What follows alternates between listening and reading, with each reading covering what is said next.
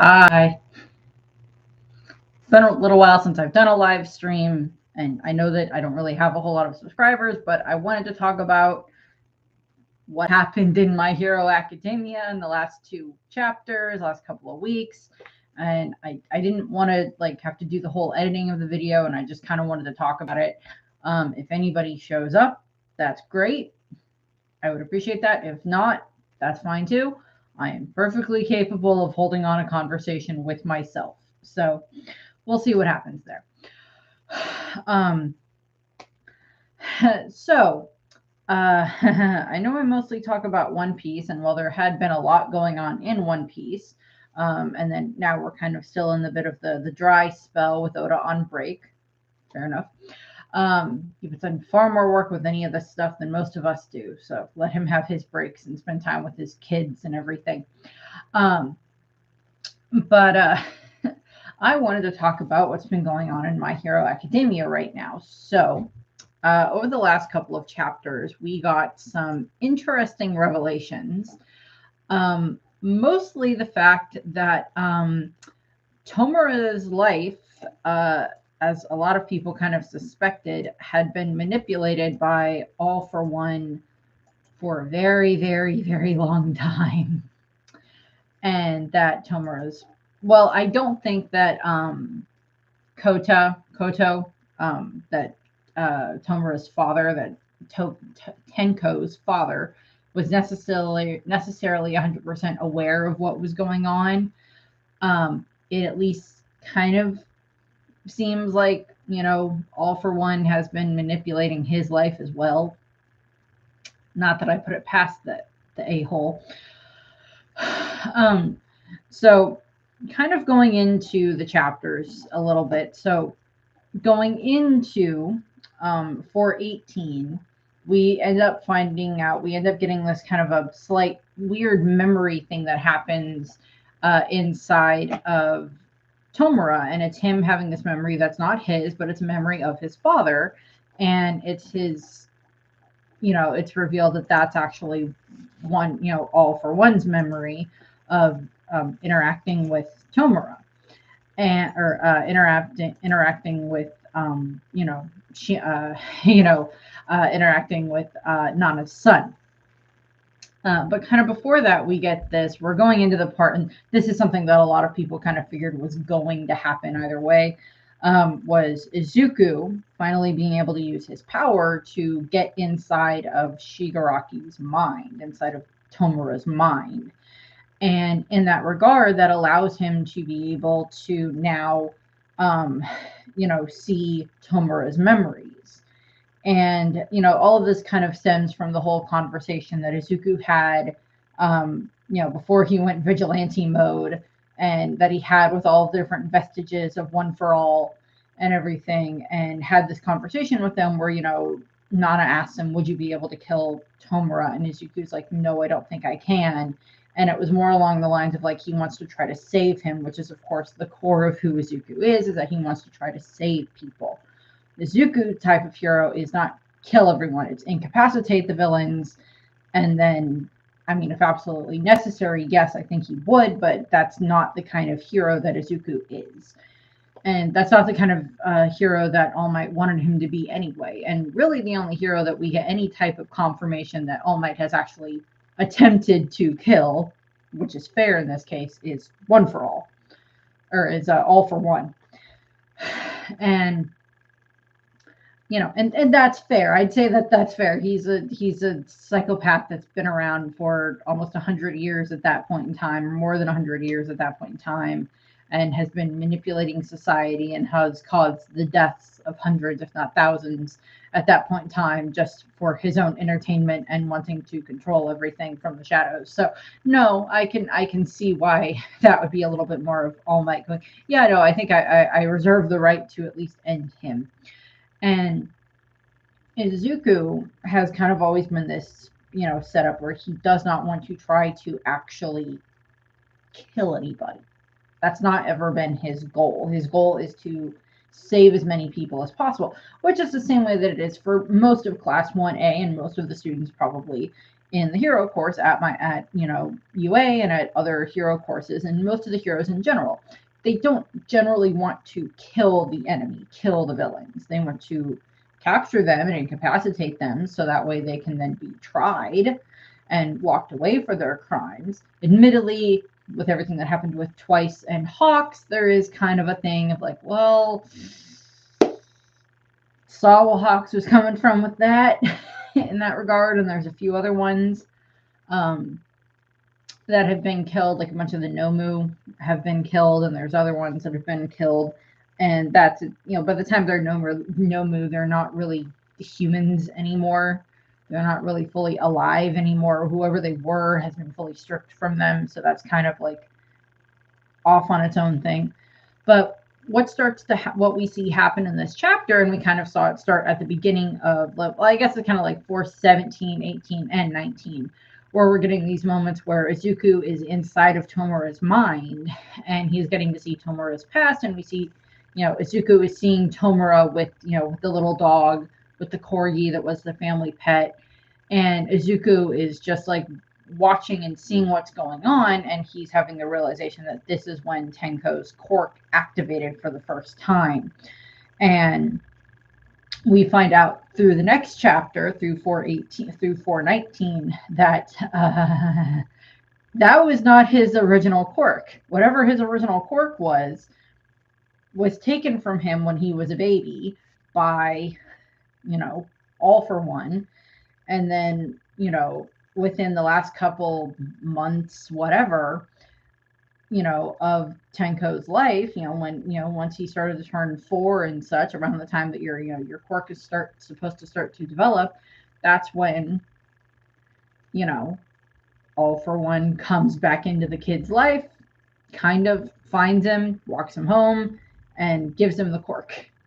And he says, All For One says in like the explanation that he's giving to Tomura, which is just entirely at this point in time to just break Tomura down even more, and basically explaining that, oh no, I gave you the semblance of having free will and the choice when it came to being my successor, to following me, to joining me, to blah blah blah blah blah. And it's kind of like, yeah, I felt sorry for Tomura already, given everything that he'd been through in regards to his family with his sister and his mom, and everything that his father put him through, and what happened with, his family and the dog and the grandparents and everything. And I mean, a lot of My Hero Academia people have had the theory anyway, or the thought that it's like, there is no way, given all the connections that All For One had, that he would not have been able to find Nana's child, to find Nana's son, and then somehow develop this relationship with him where he was at least, an acquaintance of his, to keep an eye on him, and then watch him get married and watch him have a happy life and have a daughter and a son, and then he decides to manipulate the son. I think he even says in 4:19 that he had thought about going after the daughter, going after Hana, but had decided against it because she was too well adjusted at that point in time, by the time he had decided to activate his plan. So he went after Tomura instead. He went after Tenko. And throughout 4:18, we get these moments where Izuku is trying to, protect Tenko. He's trying to a degree, interfere with Tenko's past, with his memories. And I mean, we've seen something like this done with different anime and different stories in general. I mean, in Harry Potter, there's the pensive, where they can, check, relive memories and everything like that, but they can't really interact with them. So it's not quite like that, but it's a similar concept. And in this case, it's Izuku is interacting with the memories of Tenko because he's inside of Tenko's mind. And these are kind of like, to use an Inside Out reference, because I'm a Pixar dork, these are like some of Tenko's core memories, his horrible, horrible memories of what happened that day when his quirk fully activated and he, destroyed his home. and is just, left with this traumatic moment that then, a couple of days, weeks, whatever it is later, All for One shows up, claims to just have found him there, and, brings him in and then shows him the hands, which is just messed up in general for what happens with that. And then, claims that he's just, he's raising Tomura, changed his name to Tomura at that point in time instead of Tenko, just to mess with him even more. And, has basically just let him be completely messed up in the head. And there's someone watching. Hi, person who's watching. I'm talking about My Hero Academia. If the thumbnail didn't give that away. And you're gone. Oh, well. Whatever. I'm used to this by now. Oh, the joys of YouTube. Joys of being an influencer. Not that I'm really an influencer. I'm not really an influencer until I get a lot more subscribers. But we have these moments, the main moments that happen throughout 418, where Izuku is trying to interfere, or to a degree in his own capabilities, try to change what happens in Tenko's mind. And, he tries to protect Tenko, and he tries to protect what's going on around him. There's these, and it is the moment, and I am going to make this comparison back to My Hero Vigilantes, because there is the moment that is kind of like going into the ending of My Hero Vigilantes, which I have read My Hero Vigilantes, where Crawler is fighting against like the one who's been kind of like the main bad guy throughout that whole time frame, who is I don't remember his name. He's like the O'Clock, the new version of O'Clock, who's like idolized Knuckle Duster and everything like that, and has been like the cause of so many of the problems throughout the course of Vigilantes and everything, even though we learned that, All for One was behind that as well, to a lot of degrees.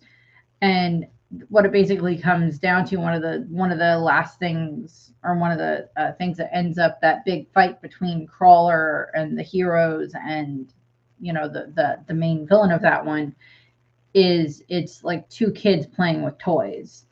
And a lot of people have thought, and I'm not the only one, and it's even been hinted at in some of the openings for My Hero, particularly one of the more recent ones, where we see just, Tenko as the little kid and Izuku as either his hero form or as a kid again, interacting with Tomura. So it's like that's kind of been hinted at for a long time, that this is going to come down to Izuku wanting to be this, the thing that he's wanted to be his entire life, of being a hero, and is willing to sacrifice everything. And by the end of 419, we see some of the things that Izuku has sacrificed in his effort to try to save Tenko, save Tomura.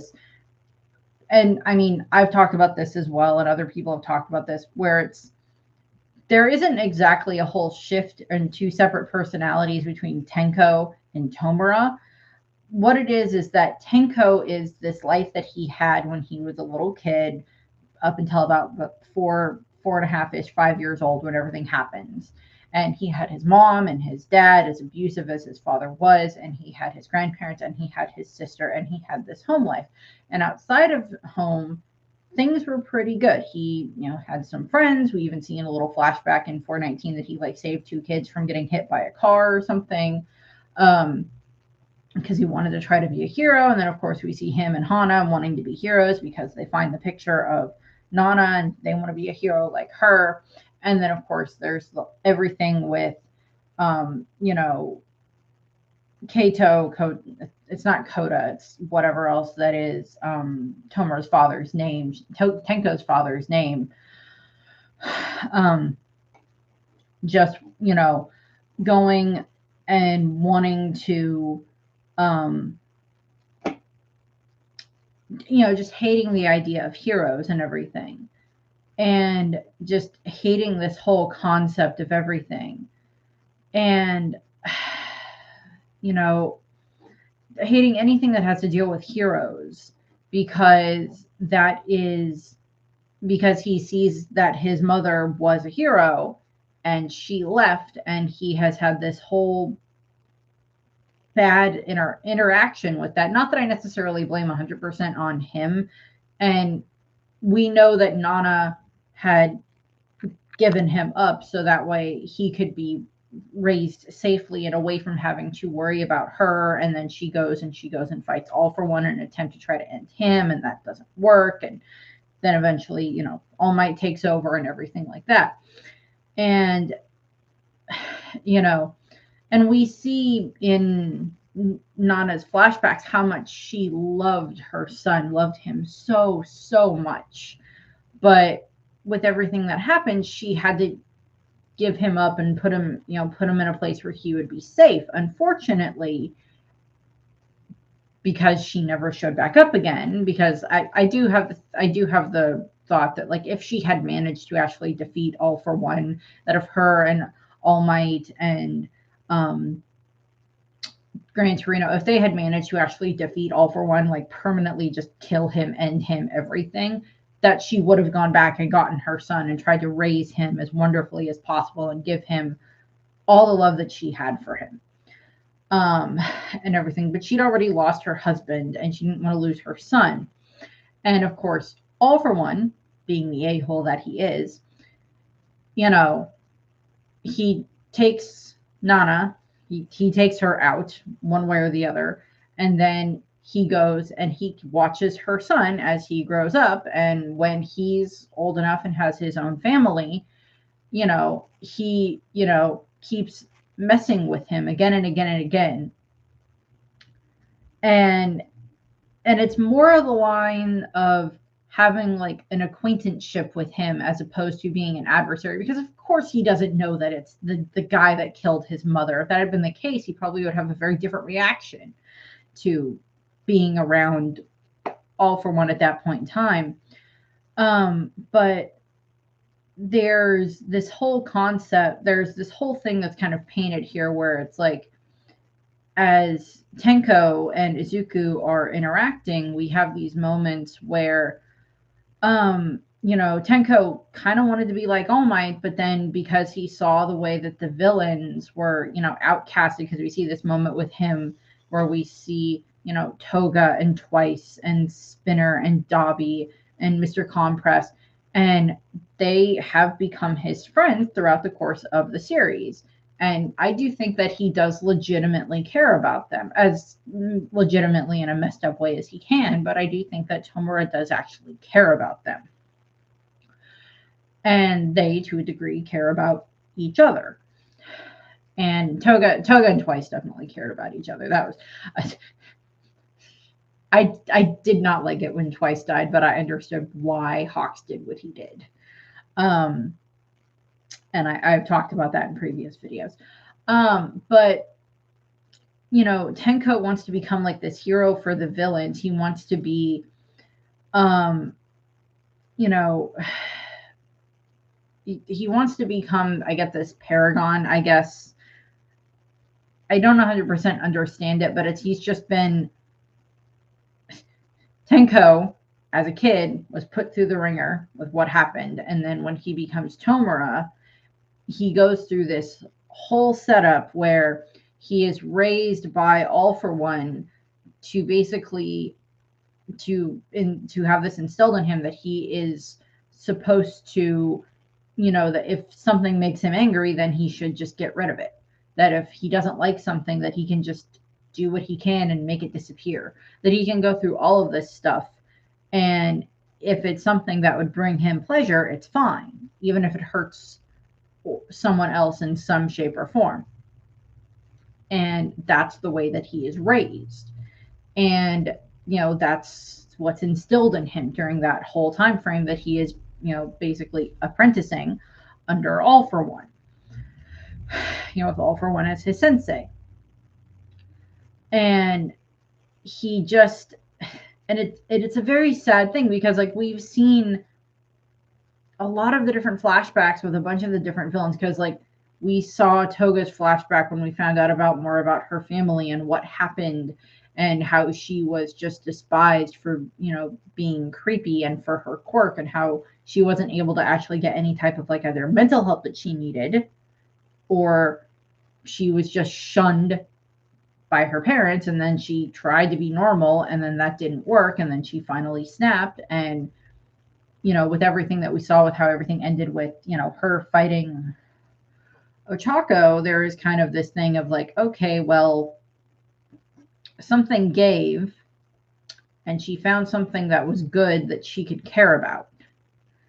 And Toga kind of had that little flip at the end. Dobby, we saw everything that happened with, with everything that happened with Dobby, with his past, with the flashbacks with Endeavor and Shoto and everything like that. We saw all of that during his fight with, during the fight that happened there with Dobby. And we see so much of that. And it's still these moments where you're like, I understand to a degree where he's coming from, but that doesn't make it right what he did. And that is kind of what it's supposed to be showing with all of these different, with all the different villains in this. And Oda is very good at doing this as well when it comes to One Piece and all the villains that we see in One Piece. Not every single villain has as much of a fleshed out backstory, but there's some ones that have pretty, like Doflamingo is a very fleshed out backstory. Big Mom had a pretty fleshed out backstory. Senor Pink is kind of like the paragon of that. And other ones that we see, and even Arlong later on had this fleshed out backstory later on. And, with My Hero Academia, we're kind of getting that. We got that in pieces with some of the villains, with Dobby and with Tenko and with, Toga. We got them in pieces, and then we got more of it as time went on. And, the same thing happens in One Piece and in other anime as well. We got that with Black Clover, with the elves, for what they went through, for the Eye of the Midnight Sun, for like their past and everything. In that regard, for some other things that I've talked about recently. And even sometimes in Disney movies, you get some of this as well, where you get a little bit more of like fleshed out stuff for the villains. And going with Disney, I mean, like the movies don't do this as much, but like Disney, like Once Upon a Time, which I adored Disney's Once Upon a Time, and I still do. I think they did an amazing job with it. And with Once Upon a Time, you have the evil queen, and you have the wicked witch, and you have Hades, and you have, all of these other villains, and Maleficent and Cruella de Vil and Ursula and all of these other, Disney villains that are just like so amazingly done in their own movies or their own story setups. And then you throw them into Once Upon a Time, and you get so much more backstory for them within the context of Once Upon a Time, that it just makes those characters even better. Rumpelstiltskin being, the very big one throughout the entire series, along with, Regina and such. And you get that throughout the entire story. And, but you get it in pieces, and then you have to like put it together for like, that's why they are the way that they are, because of this parent, or because of this bad thing that happened to them, or because they were abandoned here, or because this person died, or whatever, the same thing. And the same thing is very applicable here in My Hero Academia, because with My Hero Academia, we're getting these moments. And even for some of the students, we're finding out more about some of the villains than we did about some of the students. I mean, yeah, I know we got like Aoyama's flashback, a lot more recently with everything that happened. And then like we've gotten a lot with Izuku and with Bakugo and everything, and even some with Ochako and Todoroki and everything like that. But like, we don't really know that much about, some of the other ones for like their past for growing up. We saw a little bit with like Mina and Kirishima, but like, we didn't really see much for like Denki and his family, for like how Denki grew up, or even how, how Sato grew up, or the way that Sero grew up, or things like that. I mean, even, Hagakure's was like, well, my past is both of my parents are invisible and I'm invisible. So invisible. That's what it was. And, and that's fine, because we spend so much time with the kids and seeing them all interact with each other and such. and even like within Vigilantes, we got parts of like Aizawa's backstory and Present Mike's and Midnight's backstories with what happened with Oboro and things like that, where we get like those flashbacks within something that has technically already happened and all this other stuff. And so we get those flashbacks. And throughout My Hero Academia, it's very good for doing those types of character building. And yes, as I've stated before and stuff, and other people have as well, the point of My Hero Academia is that it started out as this little thing of like, oh, this kid wants to be a superhero in the superhero society and everything. And it's like, what if X-Men? But if X-Men was flipped, where like, you know, oh, 90 some percent of the population actually has powers, as opposed to the whatever other percentage that doesn't have powers. And the main character doesn't have a quirk to start out with, and then he gets one because of reasons. And then he has to make it his own and prove himself and everything. But then there's this whole thing where, you know, Izuku was, you know, idolizing All Might this whole time. And then now we have it where we're having the backlash of that, where we have Tenko, who has spent so much time where he wanted to be a hero.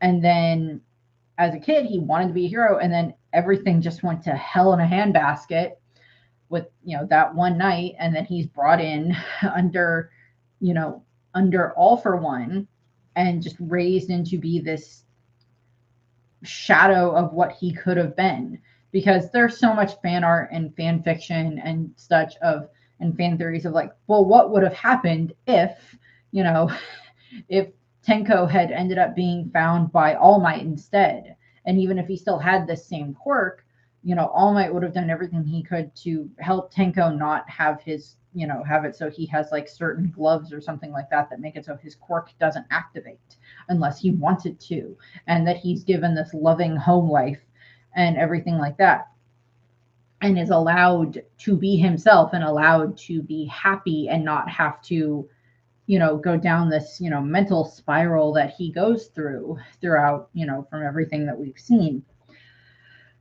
And, you know, is actually able to get therapy, because that clearly never happened in the main story.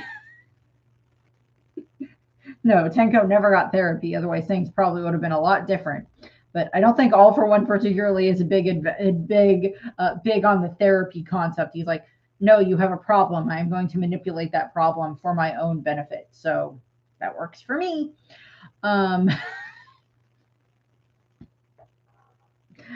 And that's the way that All for One's brain works. It's just disturbing on so many levels.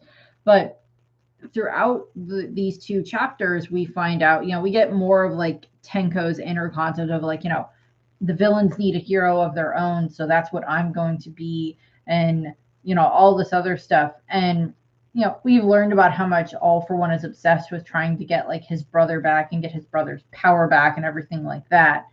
And he wants to, you know, be able to control everything. And even at the end of this chapter, you know, once we're, you know, shot out of, you know, Tenko's, you know, mental space, after all those reveals are happened, and, you know, All for One is fully taking over Tenko's body and everything.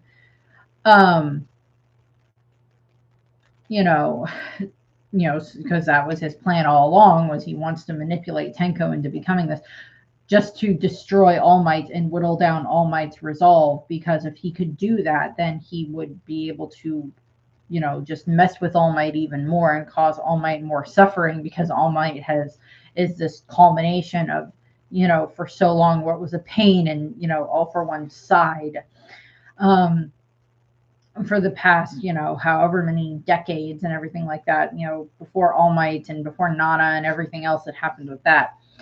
And we have these moments, you know, throughout 419 where we just see Tenko just literally falling apart. It's like he's being affected by his own quirk, and everything that was done to him entirely was basically orchestrated at the hands of All for One, just so he could mess with All Might more and make him suffer more, and then have a vessel that All for One could then inhabit afterwards after completely erasing Tenko and taking over, and then have all of his power where it needed to be, and he could be even stronger. And, you know, and yet by the end of the story, by the end of the chapter, he's just like, yeah, now to begin the menial and pointless task of world domination. It's like, okay. Yeah, you've gone through all of this. You could have taken over the world a long freaking time ago, and yet you haven't. But you wanted to make a spectacle of the hero society, and he, you know, that's what Tomura wanted to do too. That's what he kind of raised him to become. People keep popping in and out and leaving. I'm like, what am I doing wrong? I don't know. Are you looking and seeing there's nobody here, nobody else here, and then leaving? I guess that's fair. I don't know. I don't really have anyone to check for my settings, so I'm hoping that the mic and everything are fine and the audio is fine. If not, oh well, I guess that'll be something else to deal with later. I don't know. I don't know how much longer this will go, but we'll see. But you know, when we come out of Tenko's world, and All for One is there, fully in control of Tenko's body. Yeah, we see Izuku, and Izuku is not in a very good position at this point in time, unfortunately. Hi, person who showed up. Stick around or leave. And Izuku is, for all intents and purposes, missing his arms from like here down, because in the mind space he was physically grappling with Tenko, and via other stuff that was happening, his, you know, decay to a degree got activated on him, and Izuku's body is just very, very damaged at this point in time and is in a lot of pain. And thankfully, he's got a couple of people still looking out for him, because we have Sero show up, and we have Tails and Tailman and Sugarman show up, and they're helping, and they're kind of whack down All for One a bit, just so they can get to Izuku and so they can save him. And then we have Aizawa show up, and it's just like, sorry to keep you waiting. And it's just like, where is your bionic leg? You and the buddy got new bionic legs. Where is yours? I'm like, your quirk doesn't work very much anymore. What are you planning on doing? And yes, I'm aware of the fact that, like, at the end of one of the more previous chapters, there was like something where like Eri was trying to leave so she could go and help, because her rewind quirk would become exceedingly useful at this moment, because if she shows up, she would be able to, if she has enough, you know, built up power, she would be able to go over to Izuku, activate her quirk, should she be given enough time, and be able to rewind him back to a previous state, preferably before he took so much of the physical damage. And that would be enough to fix his arms, because we've seen stuff like that happen before, where, you know, she helped a lizard regrow its tail, and we know that she helped Mirio get his quirk back and stuff like that.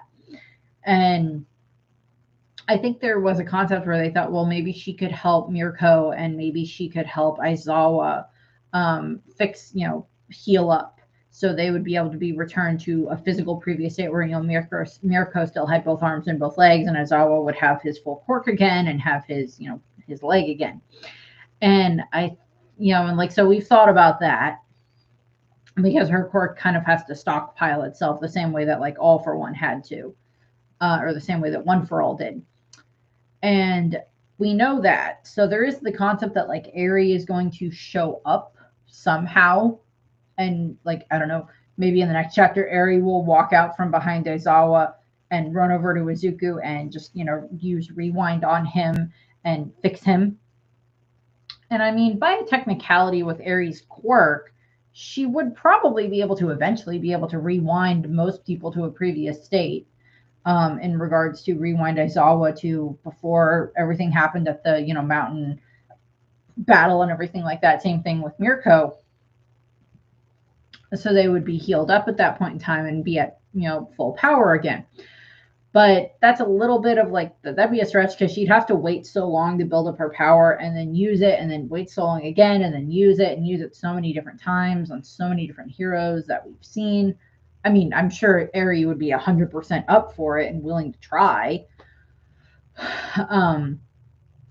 But I don't know. That's entirely up to whatever, you know, what the author wants to do, what Horikoshi wants to do. And we'll just have to wait and see how that all turns out. But I will be very interested to see how everything ends up. I mean, I've liked My Hero most, you know, since I started watching the anime and then reading the manga. So yeah, I want to find out how everything turns out. I am invested in this. It's like I'm invested in One Piece as well and in Black Clover, which should be getting new chapters soon. So that'll be good. But we'll end up seeing how, you know, I don't know what's going to happen. I don't know if there's going to be something where like All For One thinks that he's fully smashed down whatever is left of Tenko and Tomura and is going to be like, ha ha ha ha, I win. And then I'm going to make a Emperor's New Groove here reference where Izuma has the vial to turn her back into a human. She's like, ha ha ha ha, I win. And then gets smacked into a wall. And I'm like, that could happen. I would find that hilarious if that ends up happening to All For One, but I also don't see him being turned into a cat. Although by a technicality, I don't know, maybe he has a quirk to turn him into an animal. Because what he says earlier when he's explaining when he's basically monologuing, because he's kind of at a point where it's just like he's got Izuku on the ropes because Izuku is like trapped inside of Tenko's mind at that point in time. And his intention at the moment is to break Tomura because Tomura has like reached the end of his usefulness at this point in time. So he's like, okay, I'm just going to break you now and finish all of this. Because my whole intent to this was to just like whittle down, you know, All Might's resolve and everything like that.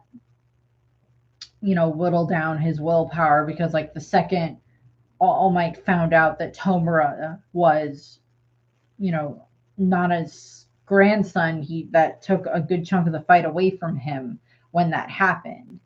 And I mean, there is the argument to be made that when everything happened at the USJ, at the facility where they were all training, when that arc happened, when Tenko was when Tomura was introduced and the Nomu were introduced and everything like that, there is something to be said that had All Might been able to take Tomura out there, that things would have been a bit different. But I'm also of the mind of like, well, that could have happened. I don't think that All Might would have done that necessarily. Oh my God, there's 2 people watching. Hi, 2 people that are watching. But I mean, it's just this whole thing where it's just like so much could be tracked back to you know, this thing could have been changed here and now they're gone, and this thing could have been changed here and whatever else happens. But when it comes a lot to My Hero, there is this whole concept that, you know, it's like it's hard to explain because it's like I can give someone a bare bones description of the way that the manga, what it's about, but like it's like trying to fully explain One Piece to someone. It's like, well, I have a way of describing this, and it's not 100% accurate, but it's kind of accurate. And with My Hero, it is kind of this concept of like different, and the same way that it applies in like a lot of other anime, it's these different, you know, ideologies going up against each other. With Izuku, he wants to be a hero to, you know, save people and everything like that. And Bakugo wants to be a hero to, you know, to win and be the best and everything. And yes, he wants to save people. It's like win to save people and save people to win, going back and forth kind of between their different ideologies. And, you know, All Might wanted to be this pinnacle, this, you know, this shining city on the hill concept where, you know, he will keep all the villains in check and keep them all terrified of him. And he was that for a long time. And then because of the fact that he built himself up as this pinnacle, pinnacle of, perfection, of of heroics and everything, there's just this whole bit where eventually he's, when he falls from that pedestal, that everything just kind of collapses because he was so high up in being this paragon of justice. That was the word I was looking for earlier, paragon of justice, that it makes it so hard for the other heroes to catch up. And we get kind of this through, like, Endeavor's perspective with, like, he wanted, he kept trying and trying and trying to catch up to All Might, but he never could quite get there, and was completely and utterly pissed about the fact that the only reason he became number one was because All Might retired. And then we see Hawks, who, via all the different manipulations that happened in his life to a degree, and basically him being, groomed from a young age to, be a spy and a hero and everything like that happens with, the Heroes Public Safety Commission, with, with Hawks as a kid, poor kid, that, he wants to become a hero and make a society where heroes can have time off, because he sees so much of, like, and even some of this happens with All Might, where All Might, he's this number one hero and he's everywhere, and then he's a teacher, and then everything happens, and then he's, he can't be a hero anymore. And then all these other heroes come into play, but they're not all able to stand up to the paragon of, the high standing that the society had when it came to All Might. And we even see this kind of reflected in some of the other countries around the world. In America, what happened was Star and Stripe, and now she's gone. And then other countries as well, like Papyrus and Big Red Dot, and some of the other countries that we get to see during the World Hero Mission movie, which I enjoyed. I see the flaws in the logic of the movie, but I mean, the same thing happens with One Piece movies and with the other My Hero Academia movies, and with other movies in general. It's just like, I can see the flaws in it, but I will enjoy the movie nonetheless, as much as I can. Kind of like with Stampede. It's like, there's giant flaws in this movie for One Piece Stampede, but I will allow it for the time being. I have my issues, but I will allow this. And we see, with My Hero, I wasn't exactly surprised that this was revealed, that, like, All-For One manipulated everything. I was like, he knew where Nana's son was. He knew where he was this entire time. That does not surprise me. Him being the one to give Tenko his quirk, I mean, because, like, a lot of us were like, well, Nana's quirk was float, and even if she had her son after receiving All for One, or after receiving One for All, it may have affected him, but we don't know. And it probably didn't, but it was a possibility. And because she's the only, bearer of One for All in the past that had a child, that, biologically had a child that we are aware of. I mean, Izuku is kind of like All Might's adopted kid, but you get the concept. And Nana is kind of like, is kind of like All Might's adopted mom to a degree. So you get the concept there. But she was the only one that genetically had a kid. So there was, like, the concept of, like, well, hers was float, and we don't know if her son had a quirk. And even if he did have a quirk, he probably didn't want to use it, because if it was similar to float, it would remind him of his mom, and that would make him angry. And then there was the whole thought of, like, well, could the decay part of Tomoro's quirk have come from, like, his mother's side of the family? But we don't even know what Hana's quirk was, if she had one. And even if she did, we don't know. Maybe All for One took her quirk too when she was a baby. Took her quirk factor then as well, like he did with Tomura, like he did with Tenko, like we just found out, which just makes it even sadder.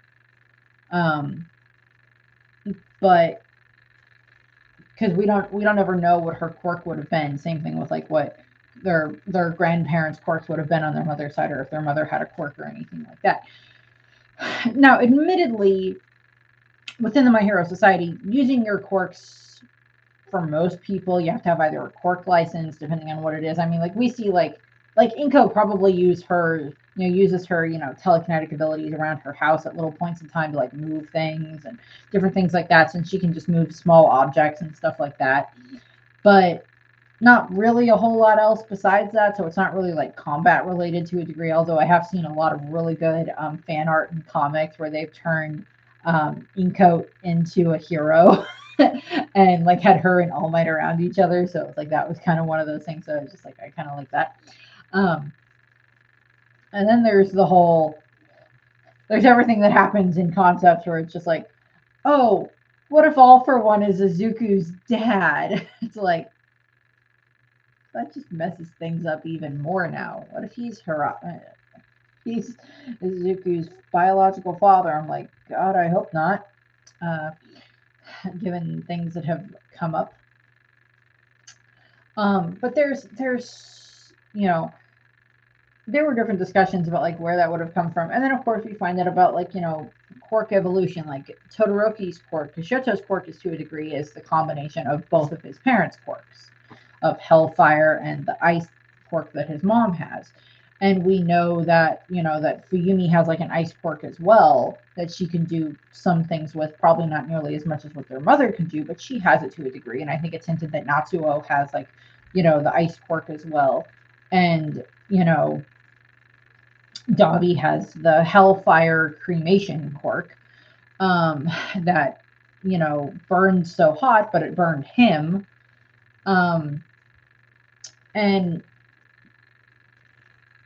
And that was part of the problem with what happened there.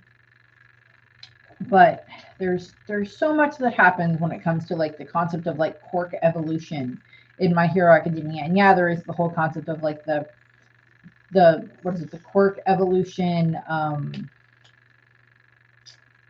like it's like the point of no return or something like that, where it's just like where the doomsday scenario, whatever concept, that like quirks will evolve so much that they will become so powerful that eventually it'll just be that the quirks will be so powerful that they'll just destroy everything, I guess. Which, I mean, by a technicality, that is kind of a reference to the whole concept for like the doomsday clock for humanity and nuclear and climate and everything else like that. And sometimes these days that feels like that's getting a little bit closer than it should be, than one would like it to be.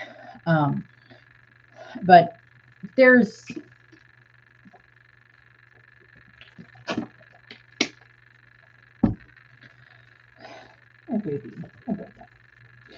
but there is these, with My Hero and with everything that we see with like Izuku and Tomura, and there is kind of this concept that like they are kind of twisted, like Tomura is this like twisted mirror image of Izuku, of like wanting to be a hero and then gets pulled into the villain world and has so much just not, I mean, by a technicality, it wasn't 100% forced upon him, I guess, because well, I mean, we kind of find out that it is kind of forced upon him because All for One has been manipulating his life the whole time, ever since he was a baby. But there's just this freaking messed up aspect to it that it's like, it's worse than just forcing him to do it and just forcing him to become this killing destruction machine that he becomes, and forcing him to do it. It's worse making Tenko and then Tomura feel that it was his choice in the matter, that he chose to become this way, that he chose to become, this depressed and this obsessed with destruction and, disintegration and everything else that goes along with his quirk. And there's the theories in My Hero Academia within the fandom that are like, well, maybe someone's personality can affect their quirk, or maybe their quirk affects their personality. And, one way or the other, going back and forth. And I mean, that could have some volition to it at times. I mean, like, Endeavor is very hot-headed and everything like that, and Bakugo has very explosive temper. But then there's other ones where it's just like that doesn't quite fit, because like, okay, what does Minetta's quirk with the sticky great balls, what does that have to do with his personality? Like, that doesn't really fit. And even like with Sue, it's like, my quirk is frog, that doesn't really affect my personality. My personality did not affect frog, and frog does not affect my personality when it comes to Suyu. So it's like that concept. And then like Ochako, well, she is very light and bubbly at times. That's not really something that's going to be affected by her quirk one way or the other, because she seemed very light and bubbly to a degree before we, probably before she even developed her quirk. And that was probably just because of her parents and as loving as they were. And I was trying to think of what were some of the other ones for like, where like the kid's quirk was like very similar to their personality. I mean, like, I don't know, like, what does Denki's quirk have to do with his personality? I mean, like, he's electric, but his personality isn't exactly the most, like, electric as it can be. I mean, like, yeah, he's pretty happy and everything, but it's not the same thing. So it's like, your quirk doesn't always affect your personality. And it's like the same thing with like, I guess you could say it's similar to like with Devil Fruits with One Piece, where it's like, oh yeah, you're, like with Gear 5 with Luffy right now, it's like, okay, well, Luffy's Gear 5 to a degree is affected by him, and he's affected by it in regards to it makes him very laughy and happy and everything like that. But Luffy's that way anyway, regardless of that. Regardless of how that would work. And he's a good girl. He's a good girl. I'm a good girl. I love you. You're a good friend. But I think that's about all for what I can say for what's going on with my hero at the moment. And I mean, eventually there'll be something else where I'll talk about it again. I don't know when, but we'll see when that ends up happening. But maybe by then I'll have more people that'll pay attention if I do a live stream, but this will still go up on the channel and people can watch it if they choose to. I just kind of wanted to get my thoughts out there in this regard, in regards to what's been going on, because I talk about One Piece so much, and I do Disney and everything, and I kind of wanted to talk about this. I keep trying to figure out if there would be like, because like I wanted to find a way to like tie maybe One Piece or My Hero Academia into like the royals and rulers thing and leaders that I'm doing for like One Piece and Black Clover to a degree. But there's not really any rulers and leaders. I mean, like, there's leaders in One Piece because they have, like the Hero Public Safety Commission, which I might talk about at some point in time. But like the closest other thing that they had to like leaders in One Piece were, the Liberation Army, and I already talked about them. The Meta Liberation Army, the Quark Liberation Army, whatever, and I already talked about all of them. And such. So there wasn't really much else there for me to talk about, but there's not really any like full-on rulers and leaders that are like an elected official, like the way that Iceberg or Boodle or Whoop Slap are in One Piece, or the way that like kings or queens are in One Piece or stuff like that, or even in Black Clover. So it's like there's not really any of those that I can put in this. I mean, like, popularity wise, I guess some of the top 10 heroes, but even then it's like I'll just talk about them at some point in time if I decide I want to. But different side note, I am trying to figure out just for miscellaneous videos that I can do that aren't necessarily 100% a series, but I'm thinking about doing some other either animated movies or just other animated movies that are not related to Disney, that I'm just kind of figuring out if I want to do reviews for those. But that'll be something I decide on my own. So that's what I have for this. I think anybody who did show up for the all of however many seconds that they stayed around,